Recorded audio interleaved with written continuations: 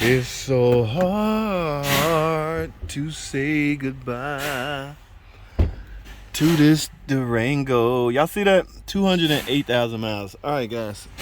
Um, that's about a wrap for this one, guys. At least I'm thinking it is. I don't know what the customer gonna decide to do. She do, however, need an engine. I'm sure y'all saw those shorts videos. Came in with a ticking noise. I had the bright idea in the very beginning to simply check the oil level. Oh my goodness, thank goodness I did that, because it had 0 on the stick. All right, then I simply lifted up the cover and I see all of this. Well, I refused to drive it in the shop because I stuck 1/4 oil in. Remember, guys, as long as you got some oil in it, it's not technically okay to drive it, but you can do something you need to do quick. Okay, you can't just let it run with 1/4 oil in it. Eventually that could damage something. So my thinking behind that was put a quarter in, drive it in the shop. Well, I put a quarter in, fired up. Yeah, that's a no good. That's no good. And what I'm trying to say is the noise didn't go away. Normally when valve train system is dry, it will make a clattering noise until the oil get up to the valve train parts, lubricate it, and then some of the lifters and everything will be quiet, shut up. That didn't happen. The noise stayed there. So I decided to shut it off. All right, and push it in the shop. So we got the thing pushed in the shop. Yeah, I pushed it in, put me 5 quarts of oil in it. All right, guys, guess what? No sooner as I did that, fired up. Yes, the clattering noise. The thinking behind me firing up was to see if the clattering noise go away. In other words, we can save the engine if the noise go away. But I don't know. 20 seconds went by. Noise still there. 30 seconds went by, and I know that oil pump good enough to pump that oil up. The problem was all the oil was like pouring out of here. I think I got some visual of that. Look at this. All the oil was just bubbling out of here. So I don't know if it was ever even making it to the valve train, because remember that channel goes through here first. So if it never made it to that, you know what I'm saying? If it never made it to the valve train, how will it ever shut up? So now this become a risk factor. Should you sell or offer the adapter housing, get that fixed, and then start it up and see if, you know, the valve train subside, the noise go away? Okay, yes, it's a decision-making process, guys. Think about this for a second. If you sell that, this is not an easy job. This is not a small job. This is a gamble job. If you convince the customer, man, we can repair this first. You know how some shops use the term start here. If we use that term, man, we can start here, get this replaced, and then start it up and see what happens. That is a lot of money. The customer is not going to want to pay that if they don't get no results, if they don't get no, or if we're not able to go further. All right, so that's too big of a risk for some shops. All right, sure, if I had a magic wand and I can tell, oh, once you replace this, then the oil is going to lubricate both valve train sides and the noise is going to go away and you'll be fine. Turn out that's all you need with this. But I don't have a magic wand. I can't tell that. Okay, yeah, I'm not going out like Cousin Pookie and them. All right, because there's no 100% guarantee on anything in the automotive repair industry. I have to, and because of the high mileage, it's extremely risk.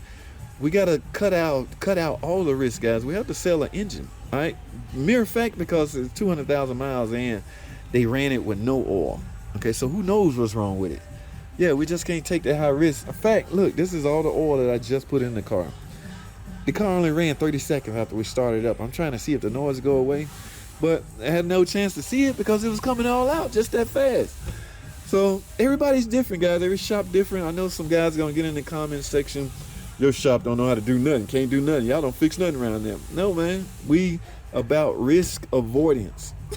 We avoiding all high-risk cars.